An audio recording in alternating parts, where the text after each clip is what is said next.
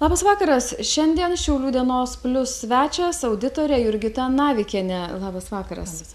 Ir norėjom paklausti svečio, tai svarbiausias klausimas turbūt įmonės buhalteriams dabar, kurie baigia finansinius metus, tai yra įmonių finansinių ataskaitų rinkinio parengimas. Kokių patarimų turite įmonių buhalteriams, kurie ruošiasi rengti tas finansinės ataskaitas? Iš tikrųjų, reikėtų prisiminti tuos metinius darbus, kuriuos mes esame įpratę daryti prieš finansinių ataskaitų rengimą. Tai yra metinė inventorizacija, tai yra faktinių ir buhalterinių likučių skaičiavimas, jų palyginimas, visos procedūros, kurias mes atliekam metai iš metų ir kiek tai susiję yra su 15 metais, bus pirmą kartą finansinės ataskaitos rengiamos eurais. O praktiškai visi buhalteriai, visų įmonių vadovai yra parinkę tinkamas apskaitos politikas ir dėl šios priežasties turėtų jų ir laikytis ir atskleisti savo finansinėse ataskaitose. Ir nuo 2016 metų įsigalioja verslo apskaitos standartų pakeitimai. Tai daugiau nei 30 pakeitimų. Ar tai yra apskaitos reforma Lietuvoje? Ir ko turėtų gal bijoti ar bauginti, kas turėtų bauginti buhalterius? Kaip tai pakeis jų darbą? Iš esmės reforma galbūt tai ir būtų per drąsu pavadinti, bet iš tikrųjų tas mastas pakeitimų, jisai įtakoja jau ir pavyzdinį sąskaitų planą, kurį mes neišvengiamai turėsime įdiegti kiekvienoje įmonėje. Ir aišku, tai šiek tiek įtakos ir metinių finansinių ataskaitų formas. Bet ta apskaitos politika, kuri buvo nustatyta, kuri buvo pasirinkta, jos turėtų pastovumo principų laikytis įmonės ir be didesnio reikalo galbūt jos ir nekeisti tam, kad skirtingų laikotarpių duomenys būtų palyginami. Siūlyčiau tiesiog paanalizuoti kiekvienos įmonės veiklą, kiek tai įtakos jos konkrečią vykdomą veiklą ir pačią atskaitomybės tvarką. Turbūt nemažai dabar diskutuojama ir kyla diskusijų nuolat apie išmanėją mokesčių administravimo sistemą. Ar iš tiesų reikia taip bijoti tos sistemos? Tai gal pasakykite tiesiog, koks jos tikslas ir kaip įmonėms tam ruoštis, kad tinkamai būtų įgyvendinta ir nereikėtų?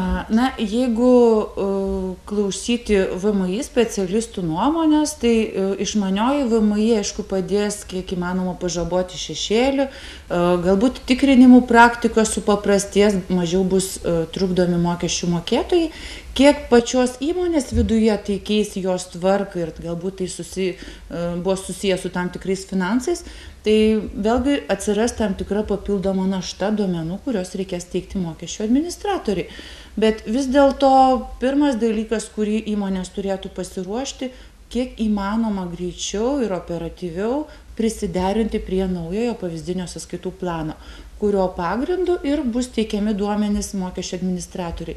Pirmas etapas, kurį turės atlikti visi PVM mokėtojai, turės teikti duomenys apie savo pirkimų ir pardavimų sąskaitas, jų registrus mokesčių administratoriai, o po to visi kiti veiksmai, skaitant ir išmaniosius kasos aparatus bei visas kitas audito standartinių duomenų rinkmenų, pateikimų procedūras.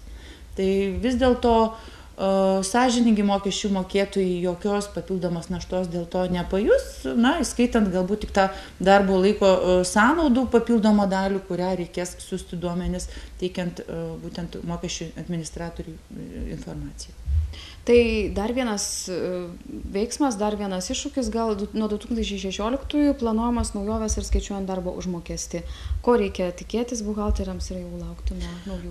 Viskas priklausys nuo to laikotarpio, kada įsigalios naujasis darbo kodeksas. Jeigu jis įsigalios jau pakankamai greitai, tai tie pokyčiai turės būti labai greitai pritaikomi kiekvienos įmonės apskaitoje, kiek tai susiję su darbo santykiais.